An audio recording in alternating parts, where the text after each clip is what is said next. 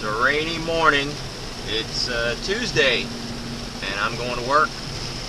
And I wanted to spend some time with my buddy Ovi and Urban Arm. I guess everybody's getting on the bandwagon of making VRs in their morning drive. So, you know, I'm kind of a sheep in some ways. So I'm going to do my own. And I'm going to have some breakfast with Ovi. And I'm having some Pop-Tarts, some peanut butter Pop-Tarts, man. These are new. I couldn't find the 18 or 12 pack, whatever they come in. So I had to get the small one. But yeah, I wanted to discuss something. I don't know if everybody does it. Well, probably not everybody does it. But if you people out there do it, it's called hypermiling.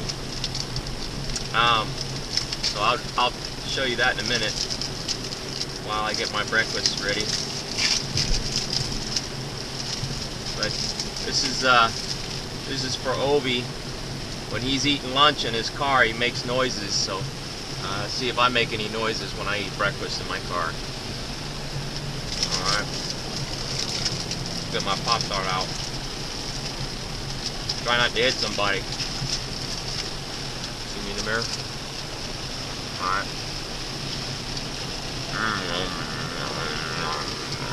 Oh yeah. Oh good. Oh, you know you want some. Yeah, you want some, don't you? No. Can't have it, it's mine.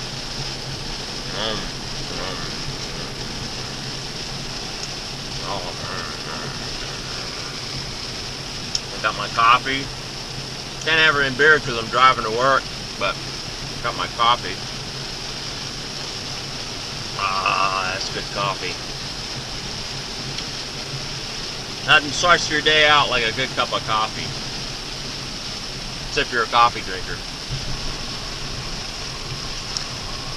Oh man, this is heaven here. This takes the bite out of the commute to work, you know. I know a lot of people have to do it.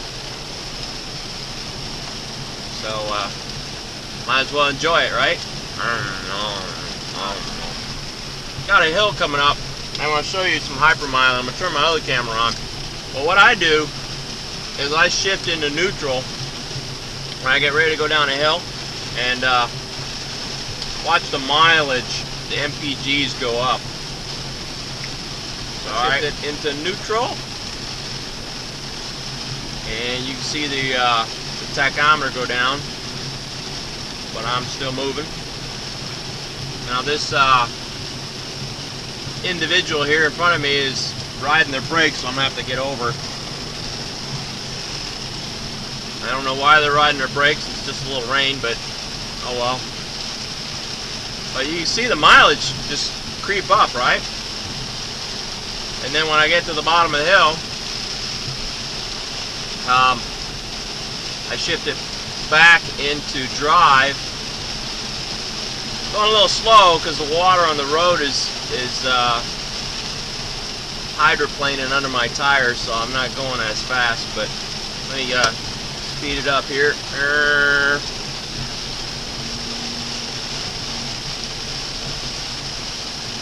So that's what I do to try to squeeze a few more miles out of this beast. I thought about the effect it has on the transmission, but this car is designed to be shifted up and down, so I'm not too worried about the wear and tear of the transmission because I don't jam on it. So that's part of my morning drive. A little Pop-Tart action, a little coffee action, hypermiling. And what I'll do is at the end of my drive, I'll show you what the mileage is. There's this one hill coming up that's pretty wicked. And I usually squeeze about 1.5 miles per gallon out of there. Alright, coming up on this hill now, and you'll watch the odometer or the tachometer go down, and keep an eye on the miles per gallon here. All right, going to neutral. So right now I'm at 18.2. Hopefully at the bottom of the hill, I'll be at 19, maybe 19 and a half. But what I gotta watch is on the main camera here, you'll see it's pretty treacherous, and it's on a rainy day. So I may not be able to squeeze the 1.5 miles per gallon out of here. But we'll see. I gotta keep it under 40. Otherwise it gets a little hairy. But just watch the miles per gallon creep up. It's kind of an addiction, really. Every time I'm on a little gradual hill, I want to try to shift it into neutral and squeeze a few miles out of it. But in these tough times with gas prices the way they are, what are you gonna do? It's 1.5 miles. I'm averaging about 1.5 miles, 2 miles a gallon on my commute to work and home. So if I can get 2 miles a gallon, and I hold 19 gallons in my tank, so that's an extra 38 miles out of a gallon of tank, out of a tank of gas. So it's worth it to me to try to get 38, 40 miles out of a tank of gas. Some of these twists and turns are pretty wicked.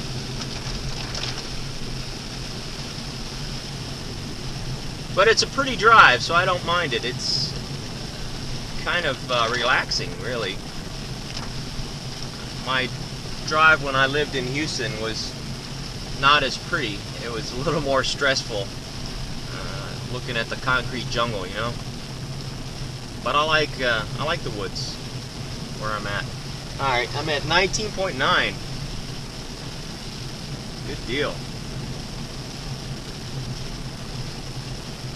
Yeah, you can say that this car's computer is not the most accurate, but it's a baseline. It gives me something something to judge the hyper mileage on.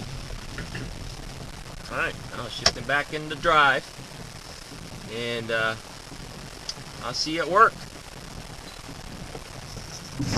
All right, I'm at work, and 20 miles per gallon on the spot here.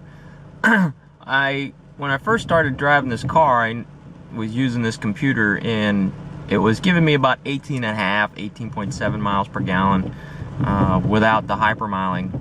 And I say about 6 months ago, I started coasting down the hill just to see what it would do, and I was pulling off about 20, sometimes 22, depending on. It's funny because when I drive my car a little bit more, even though I'm going back and forth to the same location, I can actually squeeze like 22.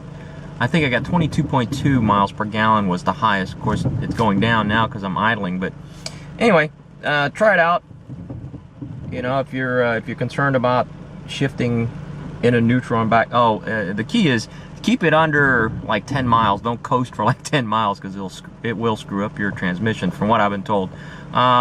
Most of the coasting I've done is probably no more than a couple miles at best. That one hill we went down, I don't know how far it is, but I would imagine it's probably less than 2 miles.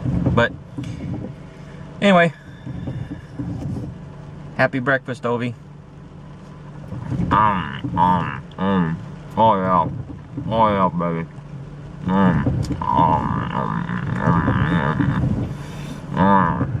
Coffee. Oh yeah.